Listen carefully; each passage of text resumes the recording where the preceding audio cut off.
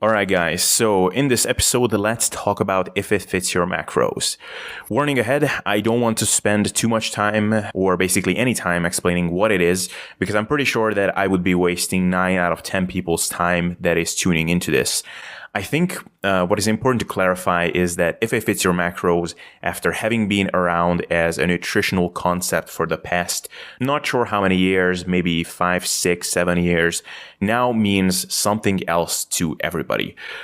There are people who like to use the term if it fits your macros to describe what they do with their nutrition simply because it's an easy term to describe what they do diet-wise, because at this point many people are familiar with the concept, but their general approach to nutrition is very reasonable or should even be set as an example. There are also people who mischaracterize if it fits your macros and make it out to be something that it's not when they form public criticisms about it.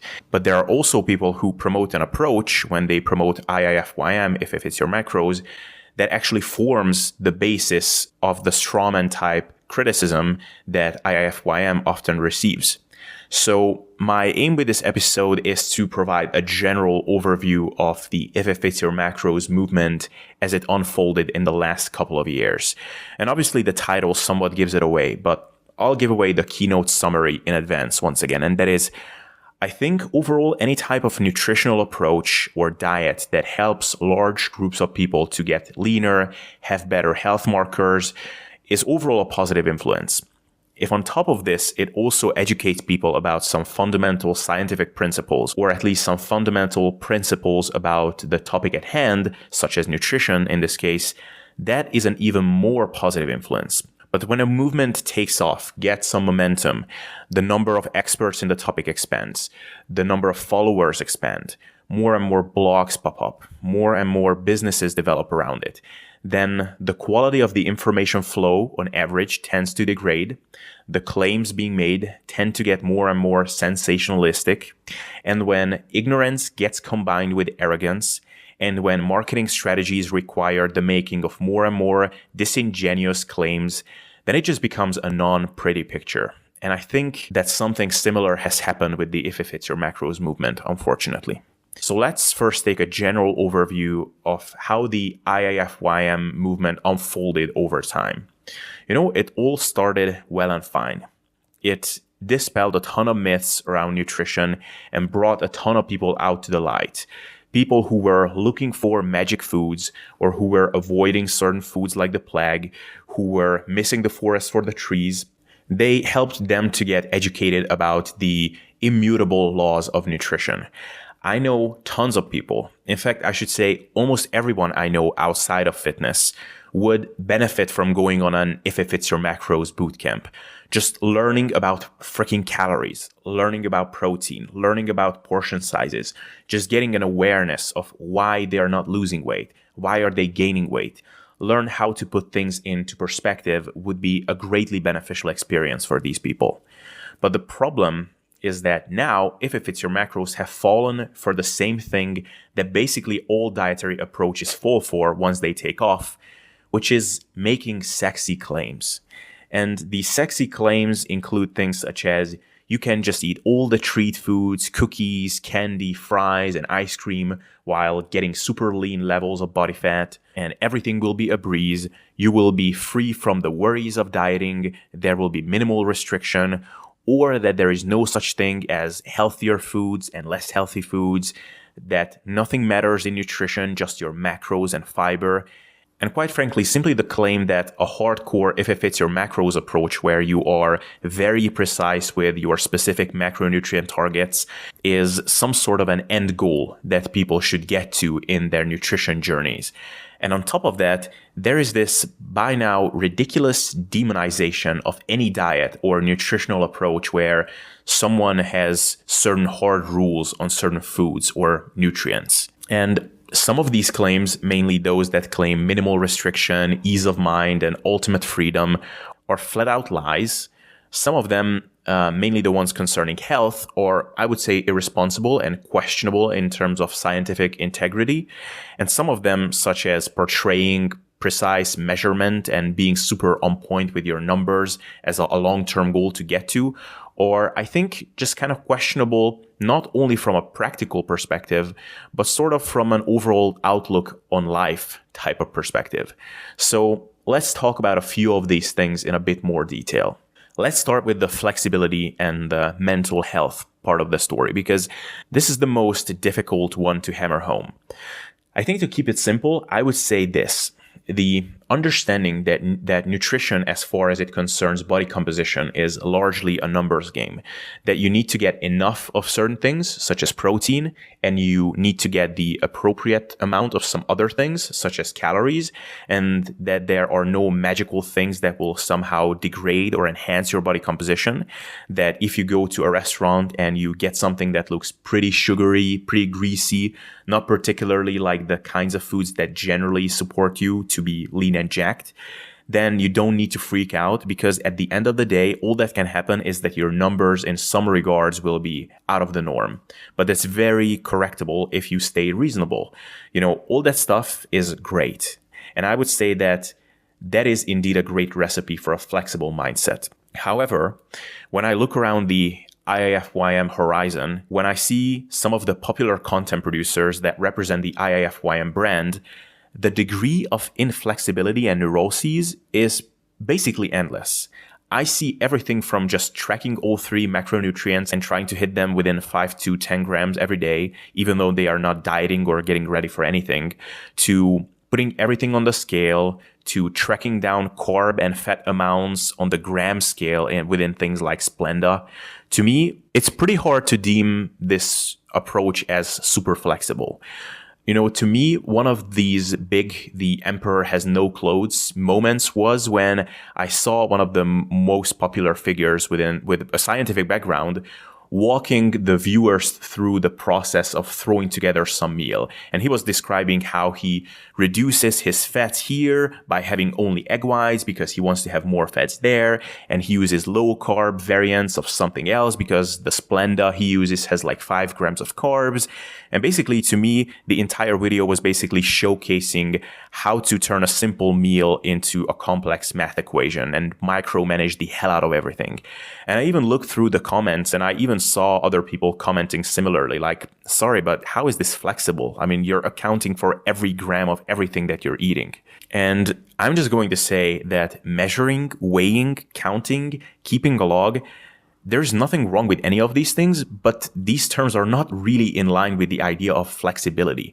There is only one component of this that is flexible, and that is food selection. Because yes, if you're accounting for the energy and macronutrient content of everything you eat to the best of your abilities, then yes, technically you can incorporate everything into your day-to-day nutrition that you want. But it's not any more flexible than the person who only eats a much more limited selection of foods, but eating those without the precise measurement that goes into all of this. Now, I want to say something real quick. If you're someone listening to this and you do all of these things, such as tracking, weighing, measuring, but you don't mind doing these things, or you even enjoy doing these things, if it doesn't interfere with the quality of your life, that's great, awesome, more power to you. I'm not here to question the way in which you lead your life. I am simply questioning those that like to praise this method of doing things for its flexibility and lifestyle friendliness, and in the meantime, call people out who just say, I eat these foods and I don't eat other foods, or eat a low carb diet, or I'll only eat whole foods, or eat quote unquote clean. They just flat out ridicule them for having an eating disorder or being neurotic. This brings up the other concept, which is a big beef that I have with the concept of IIFYM, which is the idea that the term flexible dieting and if it fits your macros are somehow synonymous. And like I said, I think that when you look at the actual behaviors that go into the if it fits your macros type of lifestyle, it's simply disingenuous. And secondly, I think it's ironic that the term clean eating is so often ridiculed by proponents of if it fits your macros, or, well, basically by most people who are into fitness these days, because what does that even mean? Clean eating, how do you define clean foods? And in the meanwhile, they just as arbitrarily chose the term flexible as their brand name, which is just as questionable, if not more questionable. And when it comes to these marketing campaigns and ads that pop up, for example, in my newsfeed saying that here is how you can eat cookies and pizza and get lean, To me, this flat out falls into the scam category. Like when I see these things, I'm just shaking my head like, you poor bastards, please don't click on this. It's not going to be what you think it is, because it's going to be some ebook that helps you to calculate your macro targets, and it will give you a protein number and a fiber minimum, and it will tell you that if you want, you can measure out exactly a slice and a half of pizza for yourself every day so that you won't go over your fat and carb targets. Like, woohoo! It kind of reminds me of the evil pirate guy in the what's it called? Pirates of the Caribbean, who, promises its captives that he's going to let them free. And then he just throws them out in the middle of the ocean saying that, well, I didn't specify where I'm going to set you free and when. And finally, on this theme, I think the demonization of a lot of dietary approaches that has one eliminate any type of food or nutrient, or the thinking that there are good foods and bad foods, or equating these with an eating disorder, and putting IIFYM on a pedestal as in that being the ultimate healthy way of approaching nutrition, is once again just disingenuous and misleading. I think that the problem with all of these approaches that I just mentioned, such as eliminating foods or calling foods bad or good, is mainly a lack of understanding of nutritional principles and having sufficient context, and the resulting binary thinking. And sure, when someone is of the mindset that a little bit of some food that was not on his original meal plan is going to screw everything up, that's a problem. And that should be addressed by providing good information on the topic. But this kind of binary thinking is equally present in quote-unquote flexible dieters who are trying to hit all their numbers within 5 grams and get extremely obsessive about the entire process. And sure, not understanding that the problem with having some cookies, whereas you plan for not having them, is not that the cookies have some magical, fattening, evil superpower, but that it just adds some unwanted calories to your diet. Not understanding that is problematic, and that can lead to binary thinking, needless frustration, and, potential disordered eating patterns. But I think if someone has a sufficient knowledge and understanding about these principles, and then calls certain foods junk or even bad foods, God forbid, is it really going to set that person up for disordered eating? I don't know. I mean, I have no problem calling pizza, cookies, and ice cream junk. You may argue that even that's inappropriate, but I don't know why that's inappropriate when these foods are largely devoid of beneficial compounds, micronutrients, vitamins, minerals, and potentially even contain things with negative impacts on health, such as, trans fats and things of that nature. Which brings me to the next point, which concerns general health. And here, the general discussion plays out something like this. The person who has a beef with If It Fits Your Macros accuses the hardcore IIFYM person that If It Fits Your Macros might be viable for improving body composition, but for overall health, it won't play out very well. And this is the point where the reasonable If It Fits Your Macros advocates, who I might add also generally happen to be those who don't have IIFYM as a brand per se attached to their names, will separate from those who either because of marketing interest or because of just sheer ignorance will keep making ridiculous claims. So the reasonable If It Fits Your Macros advocate will address the health part of the question by saying that If It Fits Your Macros is not about fitting in as much junk as possible into your diet, and that most of your foods should come from nutrient-dense, healthy sources. And on top of that, if you want to have some junk here and there, say 10 to 20% of your total dietary intake, no big deal. I heard numerous people making such claims that I highly respect. I heard Ellen Aragon, Brad Schoenfeld, Eric Helms, Mike Israetel, Paul Revella. These are all people who are proponents of the type of reasonable If It Fits Your Macros philosophy that I'm also a supporter of. But then there is the non-reasonable IIFYM crowd who will say things like nutrient density doesn't matter, that you just need to get your macros right and you need to have enough fiber because of hashtag Twinkie diet study, which I'll touch on in a second. Or they will just kind of always talk around the question and refuse to make this little disclaimer that the more reasonable crowd is willing to make, namely that most of your food should come from nutritious sources. And I think here, once again, we are talking about a marketing issue. If you demonize clean eating, or rather you ridicule the concept of clean eating, then it becomes problematic to say that most of your food should come from nutritious sources. I heard a brilliant quote from someone when I was at the Health and Performance Summit in Amsterdam.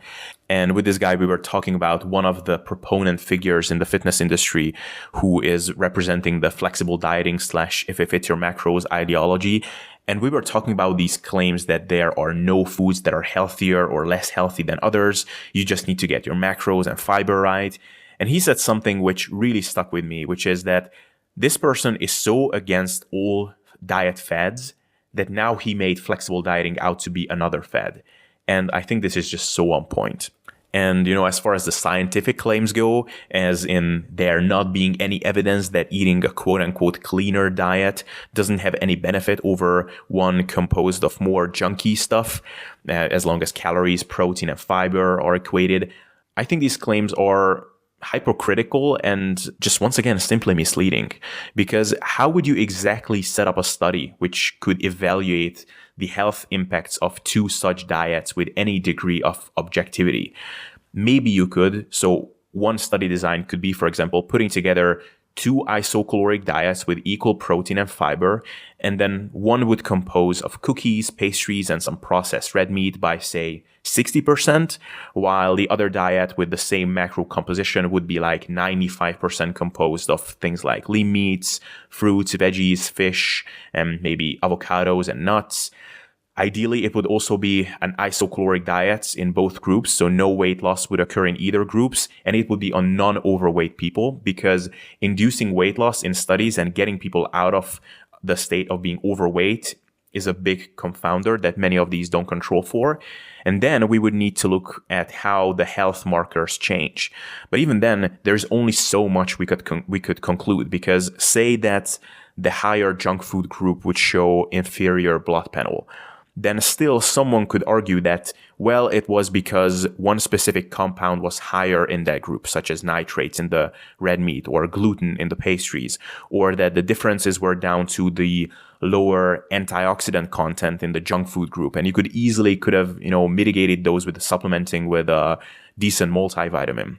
Or if the junk food group didn't show inferior blood panel, someone could come and argue that the impacts of nutrient deficiencies take longer time frames to develop, and you won't see them within a 12-week study, which could actually be a viable argument. Now, if it fits your macros proponents are usually quick to point out that if it fits your macros is self-regulating, because someone who doesn't have a very high macro allotment will be forced to eat healthfully because they simply won't be able to fit in a ton of junk. And this is true in general, but what you have to realize is that when you create a system, then the people following that system will invariably start pushing against its boundaries, or rather, just like gases in a chamber, will try to fill out the available spaces they have within that system. So if you tell a person that they need to get in sufficient protein, they need to get in, say, 20 grams of fiber, and they can fill in the rest with however they want, there will be a subset of the population who will actually construct a diet out of whey protein, ice cream, and some fiber supplement. Now, you could say that these people are idiots, and you, as an authority or content producer, don't need to concern yourself with idiots. And in general, I would agree with that. However, I believe that when you're a scientist, and some of the IIFYM proponents I'm thinking of here are scientists in your field, and as such, your words have an added margin of perceived credibility attached to them. Your statements are sort of on a pedestal amongst your followers. That comes with greater responsibility too. And you need to concern yourself with the idiots too, whether you like it or not. Now, luckily, this isn't so complicated. Once again, it comes down to a simple sentence such as, most of your foods should come from nutritious, healthy sources. Or if you don't want to use the word healthy, you can say things like foods with good nutrient density. I think that a simple phrase like this takes care of so much stuff, but apparently it's still too much to ask. And why? Because of, once again, a marketing problem.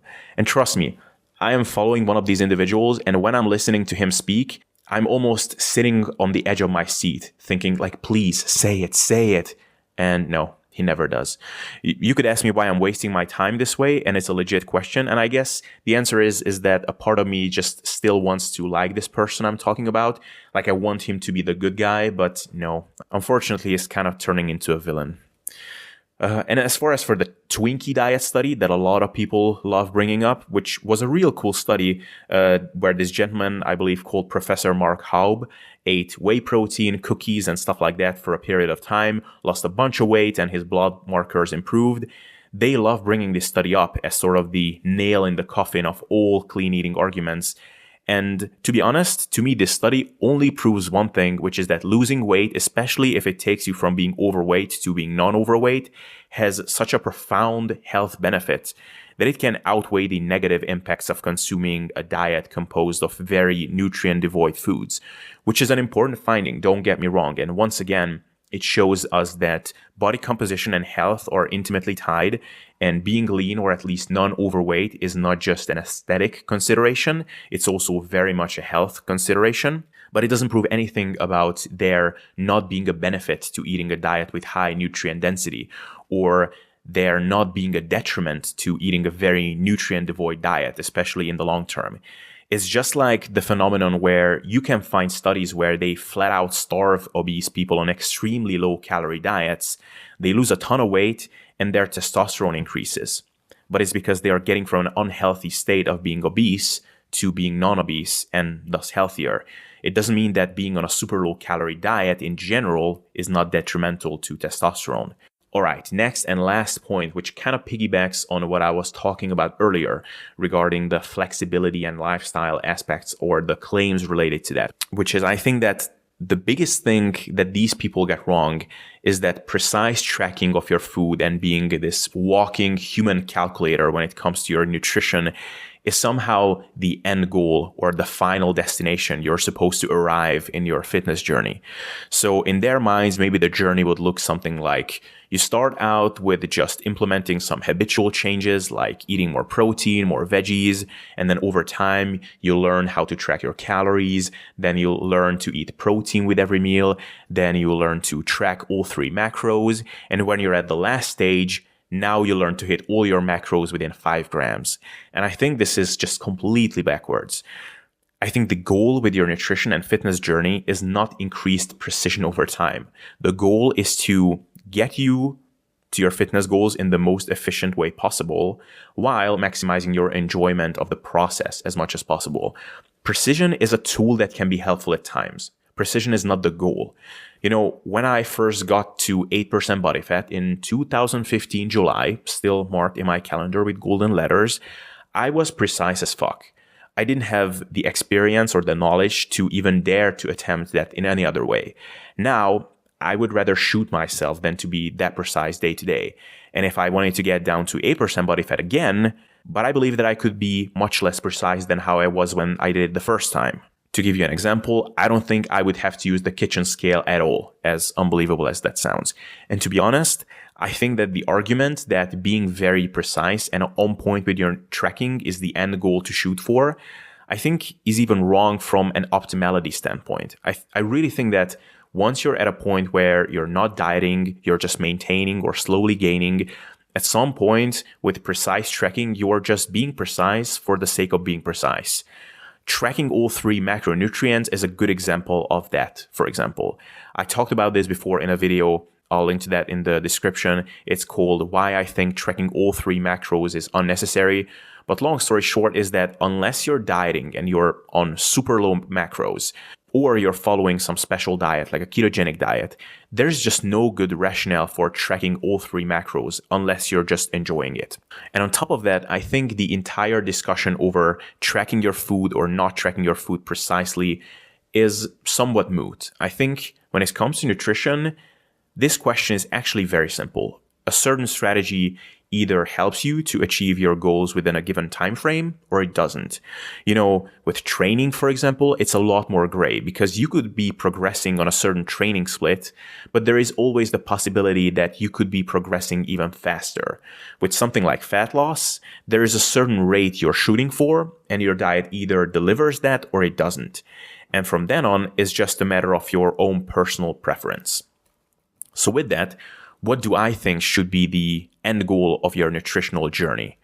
Well, I think Eric Helms, that I like to reference so much, phrased it really well when he said that you want to be as flexible as you can while being on point with your goals. So this flexibility, if you're looking to get to 5% body fat, might be as flexible as hitting your macros within 5 grams, all 3 of them. If you're looking to get to 8% body fat, the most flexible it may get is hitting your calories within 50 to 100 and your protein target, or just having a very limited food selection. But if you want to be around 10 to 12% body fat as a guy, for example, it might be as flexible as just eating based on hunger and satiety and eating the majority of your food from satiating, wholesome foods and having good habits in place, such as what I was talking about in the intuitive eating series. If someone enjoys trekking, that is completely fine. And I would never question someone's personal preferences. But I think the argument over optimality is once again kind of moot. So, closing thoughts. I think overall, the if it fits your macros / flexible dieting movement was a positive one in the nutrition world, because not only did it help people to achieve their goals, but it also educated them about scientific nutritional principles such as energy balance and macronutrients. This actually makes it, in my eyes, superior to something like the paleo movement or the low carb movement, which, even though it helped people with their goals, it sold people on a story which had several flaws and questionable elements to it, and failed to inform them about the scientific principles I just mentioned, or in some cases flat out denied them, such as in the case of Gary Taubes' work. The problem, however, began when the If It Fits Your Macros movement fell for the same thing that so many other dietary approaches fall for, namely making sexy claims. And unfortunately, nutrition is something in which there is nothing sexy. There are just these unsexy things that happen in the body, and you manipulate them with a bunch of unsexy things such as calorie manipulations, and you get results. And then it's a matter of practical and psychological consideration to choose how you want to institute these manipulations. If it fits your macros is one way to institute that. But at the end of the day, it still rides on the one component that is present in basically all approaches, which is restriction. And despite all the incredible claims that If It Fits Your Macros proponents like to make, the way in which they institute this restriction is not inherently superior to any other way of doing it, be it clean eating, low carb, intuitive eating, or what have you. If it suits your own personal psychology and preferences, that is all good. But if you're demonizing or ridiculing other approaches while putting If It Fits Your Macros on a pedestal for claimed benefits that it simply doesn't have, I think you might be benefiting from eating a humble pie. So with that, my question to you, which I'm almost scared to ask this time, what do you think of If It Fits Your Macros? And more importantly, what do you think of how the movement of If It Fits Your Macros unfolded in the last couple of years? Hey guys, I just want to tell you again that your inputs for this podcast will help it grow more than anything, and your requests, ideas, and comments will contribute to awesome content going live on this channel and podcast more than anything. So if you want to contribute, the best thing you can do is to go on Facebook and look up Sustainable Self-Development. You'll find both the page and the Facebook group that is dedicated to discussions and ideas being thrown around. Go there and note down your comments about what kinds of topics or guests you want to be featured on this podcast and YouTube channel in the future. Just keep in mind the general theme of this podcast and my YouTube channel, which is to help people becoming their best selves in terms of lifestyle as it pertains to fitness and general personal development. This podcast is really dedicated to self-improvement, both physically and mentally. So keep that in mind. So thanks again for tuning in, and see you next time.